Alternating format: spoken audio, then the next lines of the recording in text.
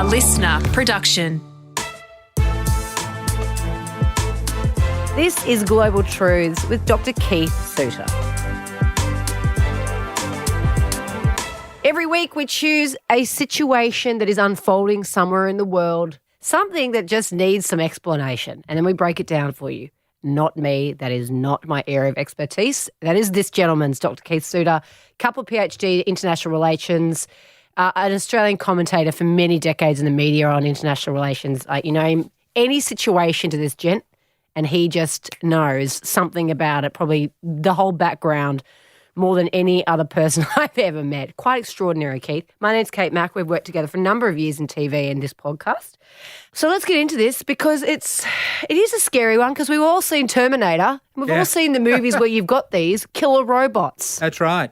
My attention was drawn to a report by the United Nations Association in the UK. I've been a member there for over half a century.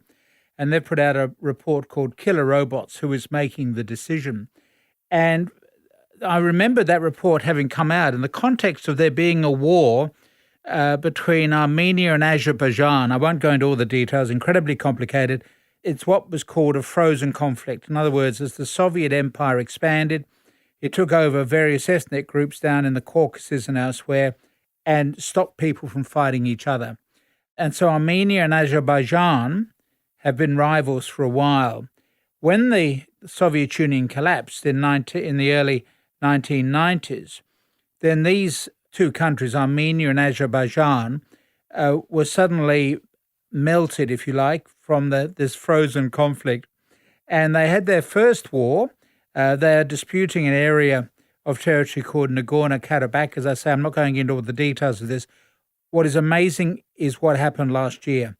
But going back 30-odd years ago, when they had their first big conflict, Armenia proved the clear winner in the conflict that followed in the 1990s and occupied the disputed territory. So that was in 1990. So Armenia, very good at fighting. Well, Azerbaijan, the losing side, is very rich because of oil. And so as the money poured in from oil over the last 20-odd years, so they've been out on a spending spree. And so they are now much more modern than Armenia in terms of military hardware. And in 2020, there was a return match. This time, Azerbaijan was a decisive winner, and it retook possession of Nagorno-Karabakh territory. So what happened is that Azerbaijan, with all of its immense oil wealth, had acquired a drone fleet from Israel and Turkey. Not that the two favourite countries, if you like, Israel and Turkey, but they were both willing to supply these drones to another country. And the drones which Azerbaijan bought enabled them to stalk and destroy Armenia's defence systems in Nagorno-Karabakh. And the Armenian soldiers, who are notorious for their fierceness, were spooked by the semi-autonomous weapons regularly flying above them. As a person commented, the soldiers on the ground knew they could be hit by a drone circling overhead at any time. The drones are so quiet they could not hear the whir of their propellers until it was too late. And even if the Armenians did manage to shoot down one of the drones, what was really accomplished? Because they'd merely destroyed a piece of equipment that would be replaced. So this is the new era of drone warfare. So you've got drones that just go around over the battlefield. Now, the Americans pioneered, of course, the use of drones against terrorist groups in Afghanistan, Iraq, Pakistan, Somalia. And in fact, President Obama killed more people that way than did President Bush. And this has continued under Trump and Biden. But what is now interesting is that military forces around the world have had to pay attention to this conflict, which was not well publicized outside of the Caucasus region because it's just so complicated getting your head around why people should be fighting for this piece of territory, Nagorno-Karabakh. But what the military have realized is there's a whole new military era that you can send soldiers out on the battlefield and they can be wiped out from these drones floating around in the air. So we're moving now to what could be called the automated battlefield. So during the Vietnam War, General Westmoreland called for the development of an automated battlefield. He wanted sensors spread out over the ground to be able to measure or monitor the movement of people. And so as you could detect people moving around, you would then fire shells at wherever the movement was occurring. So you have a curfew at night and you just simply say, well, no one's allowed to move. But then the problem was, what happens if you have a kid who runs outside the hut and the parent goes looking for the kid? They're not necessarily Viet Cong. They're just trying to look after their own kid. And so that really didn't work out very well because they couldn't get a sensor to tell the difference between a member of the Viet Cong on a raiding activity and a parent looking after the children or a farmer getting up early, etc. So this was an idea of the automated battlefield raised in the 1960s during the Vietnam conflict, but was not advanced. But what we're now seeing is a whole new chapter of warfare opening up when, if you have enough drones, you will simply overwhelm your enemy and drown them in all of your weaponry because you can't shoot them down. And that makes, obviously, the prospect of a war between the United States and China even more of a liability for us because you can imagine both countries are now monitoring this obscure conflict of Nagorno-Karabakh and are saying, well, we've got to learn the lessons of Azerbaijan and we've got to develop similar types of drones. So this is a new era of warfare that's already opened up. We're not speculating about the future. It's here. That first such battle was fought last year and won by the side that had the superior technology.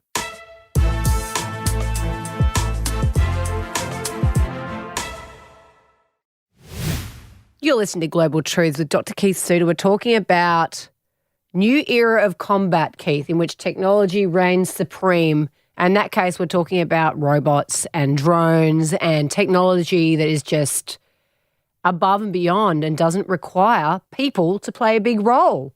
And that's exactly the basis of the report from the UN Association in Great Britain. Killer robots, who is making the decision? So the UN Association in London is looking at the negotiations that have been going on now since 2014 at the United Nations under the heading of the Convention on Certain Conventional Weapons, and looking at what probably won't appear in the final legislation, but what we would call killer robots. So it refers to an autonomous weapon system. So we've got drones. The next level up will be weapon systems that do the thinking for you, guided by artificial intelligence, and you don't even know how they're doing their reasoning. This is machine learning. The machine goes away and learns how to do things. So it's not taught by human beings. These are machines that do their own learning. Thank you very much. We don't need humans.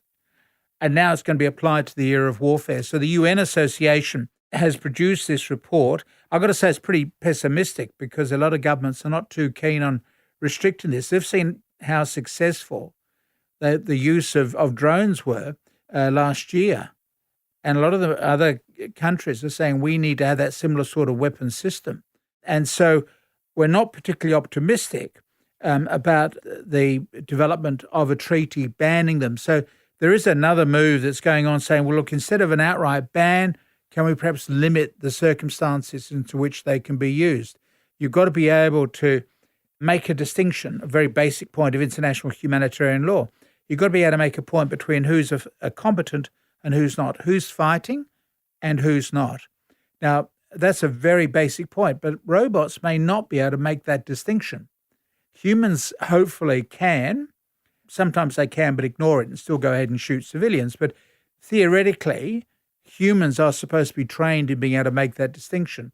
They may have problems in trying to program robots to understand that there is a distinction. Not all humans on a battlefield are necessarily the enemy. So on this, Keith, like if you're saying that they're looking to develop, all these countries now want that drone technology and want that robot technology to enhance their own capabilities in that battle mentality. But what about where it comes to defense mechanisms? Because surely a country like America then goes and sees everyone who's been using this drone technology so successfully, goes and develops technology which can shoot them down very quickly. You launch 5,000 of these things and they've got the technology to stop that happening. Yeah, but the problem is we've seen this with the so-called space wars, the anti-ballistic missiles, to try to shoot down into incoming missiles. The technology was never perfect.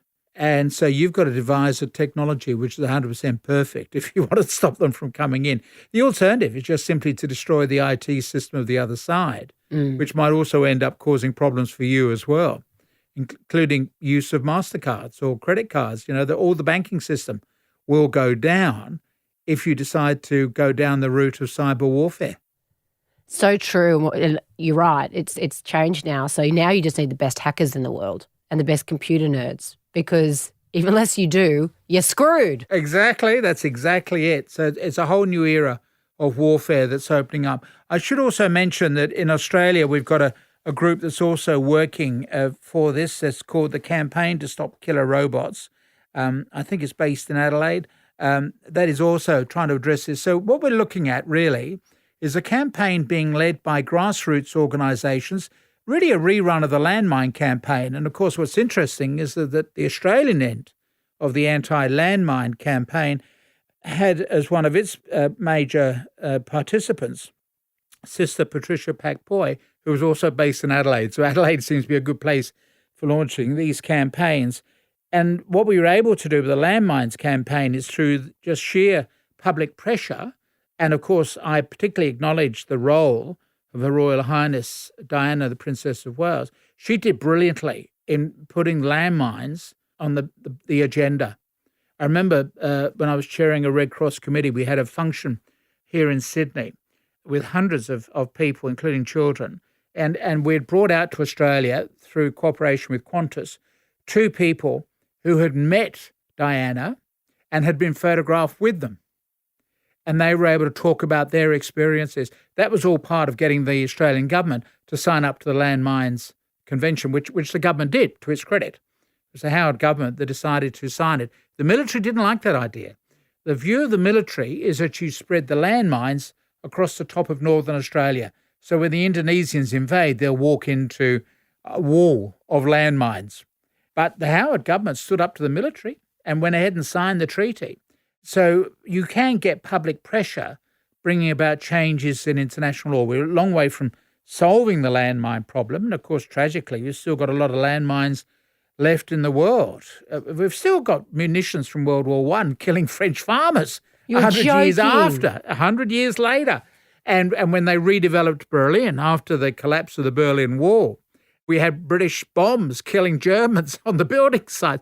So these are things that stay around for an awfully long time.